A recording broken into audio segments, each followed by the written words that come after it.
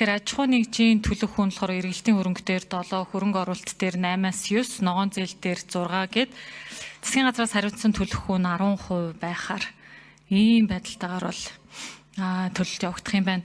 За одоогоор эргэлтийн хөрөнгийн хөнгөлөлттэй зээлд хамрагдахаар санал ирүүлсэн 315 аж ахуй нэгж, хөрөнгө оруулалтын зээлд хамрагдахаар нийт 262 аж ахуй нэгж гээд танилцуулгаас ойлгож авлаа л да. Асуух гэдэг зүйл маань болохоор энэ зээл өгөх аж ахуй нэгжүүдийг энэ банкуд хэрхэн сонгож байгаа юм болоо?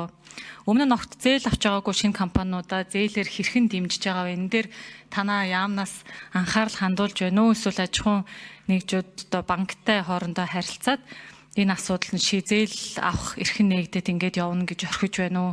Нилээ их тийм нөгөө зээл авахын тулд зөндөө шаардлагыг хангуулж байна гэдэг шүүмжлэл ирээд байдаг. Энэ дээр сайдын байр суурийг сонсё.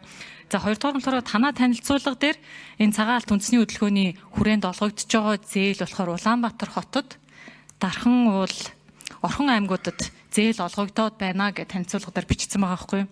Тэгэхээр бусад аймагуд яах вэ? Тэгээ бас тайлбар нь цаашаа үргэлжлээд явахдаа хүн амын нягтршил дэд бүтцтэй холбоотой ингээ зээл өгөгдөж байна гэсэн байдлаар танилцуулж байна л да. Ер нь эдгээр 3 газраас Улаанбаатар, Дархан уул, Орхон аймагуудаас өөр газар үйлдвэр хөгжих ийм боломж байна уу? Байхгүй гэж үзэж байна уу? Ер нь танаа яамнаас ямар арга хэмжээг нийт улсыг хамрах хүрээнд нь авч хэрэгжүүлж байна вэ?